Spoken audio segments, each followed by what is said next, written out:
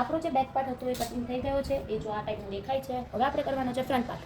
Regular ટેલરિંગવાળા શું કરે છે, ટેલર શું કરે છે કે આ જ ફ્રન્ટ પાર્ટ બેક પાર્ટ મૂકીને ફ્રન્ટ પાર્ટ કટિંગ કરી દે છે. ઓકે, બટ આપણે એવું કરવાનું નથી. આપણે જે મેથડ શીખીએ છીએ પરફેક્ટ ફિટિંગ ફિનિશિંગ સાથે શીખીએ છીએ, તો એના માટે આપણે ફ્રન્ટ પાર્ટનું કટિંગ ફરીથી ડ્રો કરશું.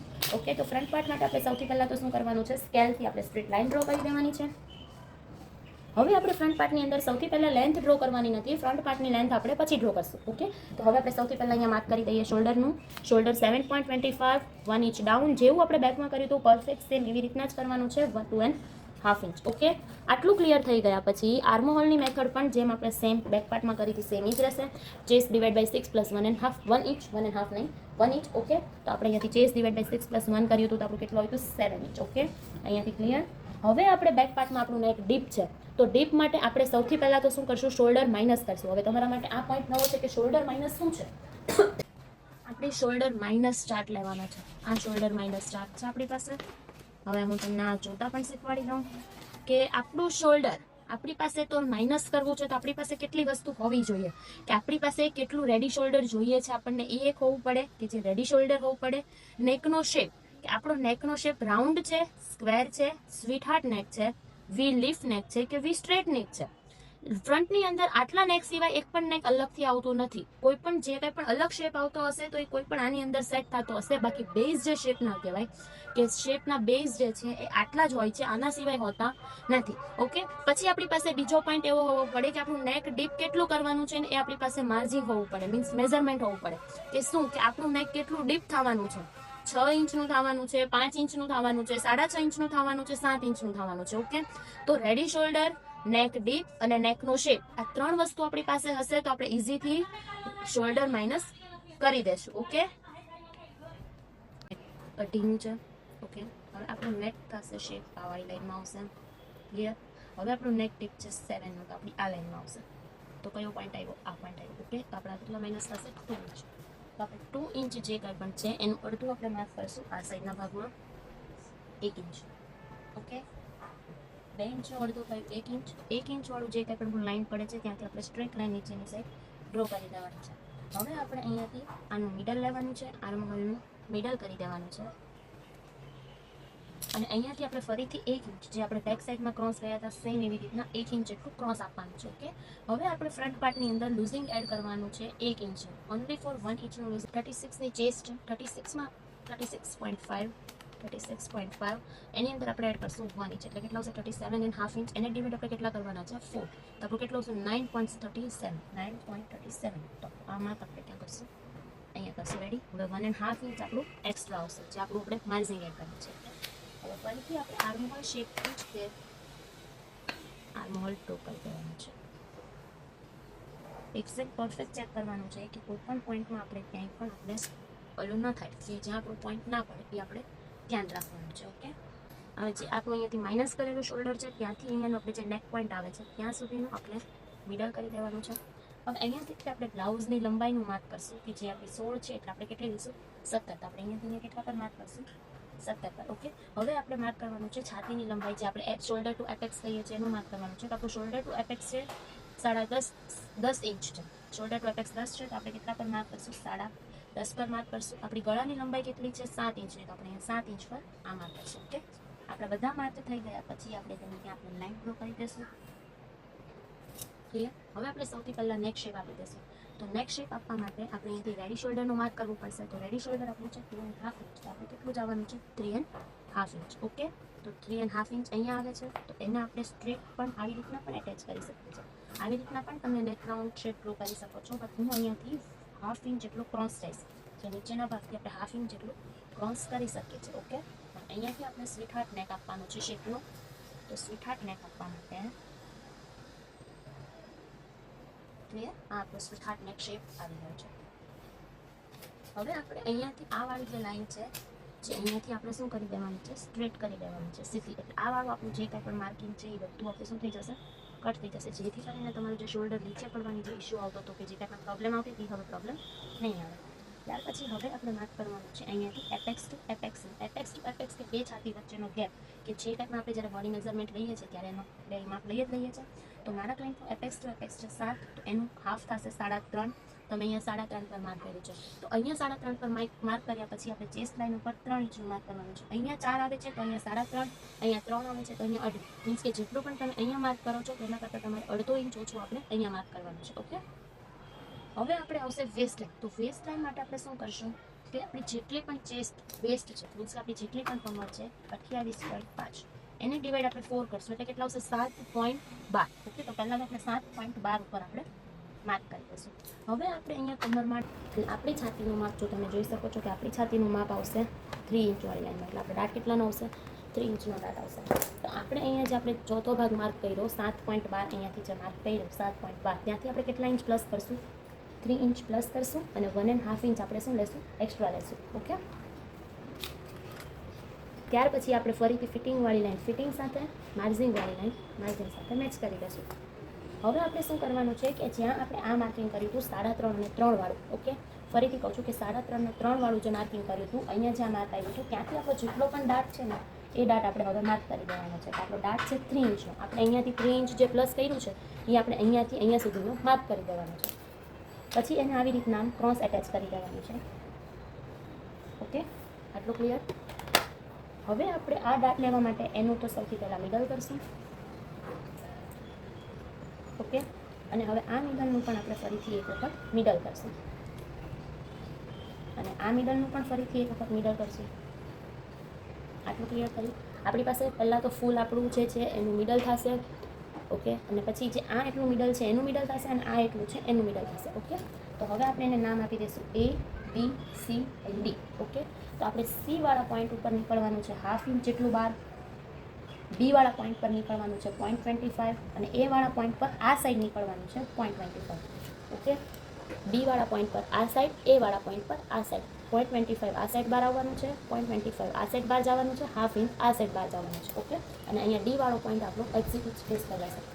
હવે ત્યાર પછી આપણે આને આની સાથે એટેચ કરી દેવાનું છે આમ, પછી આને આની સાથે, આને આની સાથે અને આને આની સાથે. ઓકે, જો હવે આ બધા માર્કિંગને આપણે શું કરવાનું છે, આ શેપર મેં જે તમને કીધું કે શેપર વડે પરફેક્ટલી શેપ આપી દેવાનો છે જે આવી રીતના રાઉન્ડ થઈ જશે. ઓકે, અને અહીંયાથી આ શેપરને આમ કરીને આ કનાટને આ શેપ આપી દેવાનો છે એટલે જ્યારે પણ અહીંયા બધું ફેસ સાઈડમાં જે એકદમ પરફેક્ટ ફિનિશિંગ બેસશે એ વાળું બેસી જશે. ઓકે, હવે જેવી રીતે આપણે કમરમાં દાટ લીધો એવી જ રીતે આર્મહોલમાં પણ દાટ લેવાનો છે. હવે આર્મહોલમાં દાટ શું કામ લેવાનો છે કે જે આપણે આર્મહોલમાં ક્રીઝ આવે છે એ ક્રીઝ ના આવે એના માટે આપણે આર્મહોલ દાટ લેવાનો છે. તો આર્મહોલ દાટ પણ આપણે સેમ એ જ રીતે લેવાનું છે જે આપણે 1.5 ઇંચનો આર્મહોલ દાટ જે કાંઈ પણ છે એને આપણે મેનેજ કઈ રીતે કરવાનો છે આપણે એ જોઈએ. ઓકે, આર્મહોલવાળો દાટ આપણે એ રીતે ચેક કરવાનો છે કે આપણો જે આ શેપ છે અને આપણી સીધી લાઈન છે તો એ બે વચ્ચે 1.5 ઇંચનો ગેપિંગ ક્યાં રહી છે, તો આપણે અહીંયા રહી છે કે જે આપણું પરફેક્ટ મેચ થાય છે. જોઈ શકો છો તમે અહીંયા રહી છે. ઓકે, આ 1.5 ઇંચ વાળું આ માર્કિંગ કર્યું તો આ વાળા માર્કિંગને આપણે સ્કેલથી સ્ટ્રેટ ડ્રો કરી દેવાનું છે. રેડી. હવે અહીંયાથી આપણે 1.5 ઇંચનું હાફ લઈ લેવાનું છે, 1.5ને હાફ કરવાનું છે આવી રીતના. ઓકે, તો એનો હાફ પોઈન્ટ આ સાઈડ જશે, હાફ પોઈન્ટ આ સાઈડ જશે એટલે કે જે કાંઈ પણ આપણો આખો દાટ છે એ કેટલા ઇંચનો થયો 1.5 ઇંચનો થઈ ગયો. ઓકે, જો સૌથી પહેલાં તો 1.5 ઇંચ પર મેચ કરવાનું છે, એને અહીંયા સ્ટ્રેટ લાઈન સાથે પરફેક્ટ મેચ કરી દેવાનું છે અને ત્યાર પછી 1.5નું અડધું કરીને અડધું આ સાઈડ અને અડધું આ સાઈડ માર્ક કરવાનું છે. હવે એને આપણે આની સાથે પણ પરફેક્ટ મેચ કરી દેવાનું છે. ક્લિયર. હવે આપણે જે આ વાળી લાઈન છે એનું મિડલ કરવાનું છે 6 ઇંચ, તો 6નું મિડલ થશે 3 ઇંચ. ઓકે, તો 3 ઇંચ પર આપણો જે આ વાળી લાઈન છે જે 1.5 ઇંચના માર્કિંગ વાળી લાઈન છે એને આપણે પરફેક્ટલી શું કરવાની મેચ કરી દેવાની છે. ઓકે, આ વાળી લાઈન આની સાથે પરફેક્ટ મેચ થઈ ગયા પછી આ બંનેનું મિડલ કરવાનું છે. આનું મિડલ પણ કેટલું, જો ત્યાંથી આપણે 0.25 જેટલું બહાર નીકળવાનું છે, એટલું 0.25 જેટલું બહાર આવવાનું છે અને ત્યાર પછી કર્વ શેપથી જ આપણે એને કમ્પ્લીટલી કર્વ શેપ ડ્રો કરી દેવાનું છે. જો સેપરને શેપ કરવાનું છે અને એને પરફેક્ટલી આપણે શેપ આપી દેવાનું છે. ક્લિયર. તો આપણો પ્રિન્સેસવાળો શેપ ઇઝીથી આપણો બની જશે. હવે આપણે એ ચેક કરવાનું છે કે આ સ્ટ્રેટ હતું તો લેવલ ઓકે હતું, જ્યારે પણ આપણે શેપ આપશું તો આ ભાગ નાનો થશે, આ ભાગ મોટો થશે, તો આપણે એને લેવલ કરવાનો છે. તો લેવલ કઈ રીતે કરશું તો એને ચેક કરી લેવાનું. આ આપણું કેટલું આવે છે 5.5 ઉપર એક લાઈન, તો આપણે અહીંયાથી પણ 5.5 ઉપર એક લાઈન વાળું માર્ક કરી દેવાનું છે. જો એક્ઝિટ આપણી મેઝર ટેપને જે કંઈ આપણે શેપ ડ્રો કર્યો છે એની સાથે કેટલો ગેપ બચશે. ઓકે, અહીંયાથી આપણું 1/2 ઇંચ જેટલું બચે છે. રેડી. તો 1/2 ઇંચ કરતાં 1/2 ઇંચની અંદર 0.25 પ્લસ કરવાનું છે એટલે કે અહીંયા હાફ બચે છે તો અહીંયા 0.25 પ્લસ એટલે કેટલું હશે 0.75. તો 0.75ની લાઈન ઉપર આપણે એને શું કરી દેવાનું છે, ક્રોસ કરી દેવાનું છે. જો તમારું અહીંયા 0.75 બચે છે તો 0.75 ની સામે તમારે 1 ઇંચ ક્રોસ આપી દેવાનું છે. જો અહીંયા 0.25 બચે છે તો અહીંયા તમારે 0.25 પ્લસ કરીને 1/2 ઇંચ ઉપર ક્રોસ આપી દેવાનું છે. ઓકે, તો આ વાળી આપણી લાઈન મેઇન લાઈન થઈ ગઈ. તો આપણો જે નીચેથી જે પ્લસ માઇનસ થવાની જે હતી એ આપણી પ્રોબ્લેમ સોલ્વ થઈ ગઈ. હવે એવી જ રીતે આપણે ઉપરથી પણ પ્લસ માઇનસ કરવાની પ્રોબ્લેમ જે કંઈ પણ આવશે એ આપણે સોલ્વ કરવાની છે. તો એના માટે સૌથી પહેલાં તો અહીંયા જે ખૂણો પડે છે તો એને આપણે પહેલાં દૂર કરશું. આવી રીતના આમ એને પણ સેટ કરી દીધો કે જે કંઈ પણ આપણો ખૂણો હતો એ પ્રોપરલી જો આપણને ડાર્ક કર્યો આપણો ખૂણો કટ થઈ ગયો. હવે એના માટે આપણે શું કરવાનું છે કે આ વાળા માર્કને પરફેક્ટ મેઝર કરવાનું છે એટલે 6.25. તો અહીંયાથી આપણું 6.25 આપણી આ લાઈન પણ ખાવી પડે. તો જો આ કેટલું બહાર જાય છે, એટલું બહાર જાય છે, એટલું અપ જાય છે. તો એના માટે હવે આપણે એક વખત બીજો પોઈન્ટ પણ છે કે આને છે ને આની સાથે મેચ કરીને જોઈ લેવાનું કે કેટલો પોઈન્ટ આપણો બહાર જાય છે. તો જો ત્યાં જ આવશે, એક્ઝિટ આપણું જે મેચ થયું છે ત્યાં જ આવશે. હવે એના માટે હવે આને આપણે ફરીથી આર્મહોલ ડ્રો કરવો પડશે. કેમ કે અહીંયાથી ડાયરેક્ટ આમ તો આપી નહીં દેવાય. તો એના માટે આપણે શું કરશું કે જે આપણી ફિટિંગ લાઈન છે ત્યાંથી 1/2 ઇંચ કમ્પલસરી બધા માટે ફિક્સ છે. ત્યાંથી આને આમ લાઈન આપશું અને આને આવી રીતના આમ જોશું તો આપણી જે આર્મહોલ લાઈન જો ક્રોસ કેટલી જશે, આવી રીતે આમ ક્રોસ જશે. જે અહીંયાથી તો સ્ટ્રેટ દેખાય છે બટ આપણી માટે એ લાઈન કેવી છે, ક્રોસ છે. એવી જ રીતના સેમ આને આમ આર્મહોલનો શેપ આપી દેશે. ક્લિયર થયું? એટલે આપણો અહીંયાથી આ જે પ્રિન્સેસ શેપ છે અહીંયાથી 1/2 ઇંચ નીચે આવશે, અહીંયાથી 0.75 આવશે. એટલે આપણો આ જે સાઈડ ભાગ છે એ નાનો થશે એટલે આપણે બેક સાઈડનો પાર્ટ એની સાથે આપણે પરફેક્ટ મેચ કરશું તો એ પણ મોટો થશે, આ નાનો થશે. તો એના હિસાબે આને પણ આપણે નાનો કરશું. તો સૌથી પહેલાં આપણે કટિંગ કરવાનું છે, જોઈ લઈએ. હવે આ ફરવો નથી, આ ડાયરેક્ટ અસ્તર ઉપર છે. તો એના માટે આપણે માર્કિંગ વ્હીલરનો યુઝ કરશું. તો આને કહેવાય છે માર્કિંગ વ્હીલર. આ માર્કિંગ વ્હીલરથી આપણું જે માર્ક કરવાનું હોય તો આપણું એક્ઝિટ ડ્રો થાય છે અને પરફેક્ટ શેપ ડ્રો થાય છે. હવે આપણે આને શું કરશું, આ ખુલ્લી કડીથી આ અસ્તરને ખોલી દેશું આવી રીતના આમ. રેડી? કેમ કે એમાં આપણે સિલાઈનું પ્લસ કરવાનું હોય છે એના માટે. હવે એને ઊંધી સાઈડથી આપણે જે આપણી અસ્તરની જે આ ટાઈપની ધાર છે ત્યાં સુધી પરફેક્ટલી આમ લઈ લઈશું. જો તમને આઈ થિંક દેખાતું હશે કે નીચેની જે ધાર છે એ આટલી પ્લસ માઇનસ છે, જોઈ શકો છો. આની જે ધાર છે એ ધાર ઉપર આપણે પરફેક્ટલી મેચ કરી દેવાનું છે. આપણો અહીંયા આપણને શેપ દેખાય છે તો એ જ શેપથી એની ઉપર માર્કિંગ વ્હીલર પ્રેસ કરી દઈશ એટલે મારો જે કંઈ મને પરફેક્ટ શેપ જોઈએ છે આવી જશે.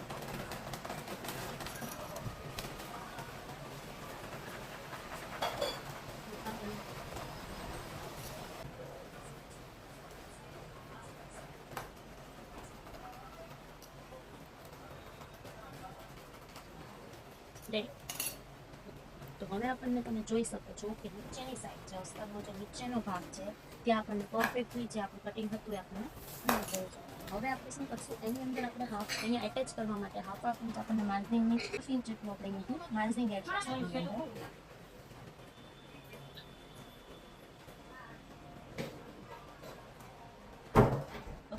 આપણું 1/2 ઇંચ વાળું માર્જિન એડ થઈ ગયું.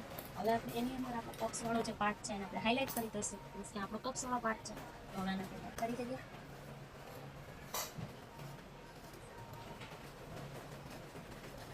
મેં આને આવી રીતના ટેસ્ટ શું કામ કર્યું, કોઈને ખ્યાલ હોય તો કમેન્ટ કરજો.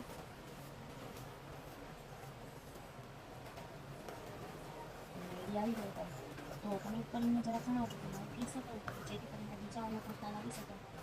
મારો સાચો હશે તો બીજા જોઈએ તો ખબર પડી જાય બીજાને. બાકી હું તો નેક્સ્ટ વિડીયોની અંદર કહેવાની છું કે હું આવી રીતના ટેસ્ટ કામ કરું છું.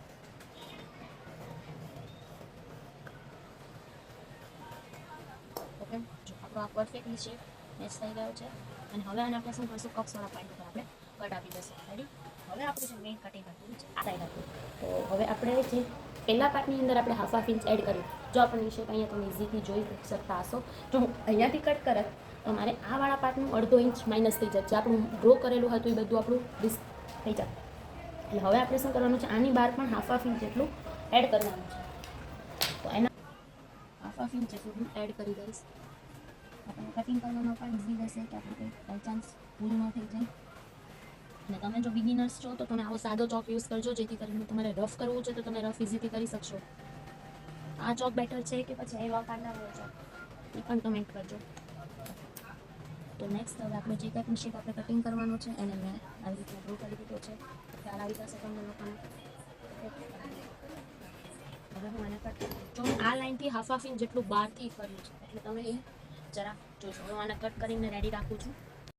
આ વિડીયોની અંદર આપણે જોયું કે ફ્રન્ટ પાર્ટની અંદર કઈ રીતે ડાટ લેવાય છે, આર્મહોલમાં કઈ રીતે ડાટ આવે છે, અને ટક્સનો ડાટનો જે આપણે શેપ આપીએ છીએ કઈ રીતે, નેક કઈ રીતે કટિંગ કરીએ છીએ, આખું બ્લાઉઝ જે છે એને અસ્તરમાં આપણે કઈ રીતે કટિંગ કરવાનું છે, આ બધી ડિટેલ્સ આપણે આ વિડીયોની અંદર જોઈ. તો આવા જ નવા વિડીયો શીખવા માટે મને કમેન્ટ કરો કે તમારે નેક્સ્ટ બ્લાઉઝ કયું શીખવું છે.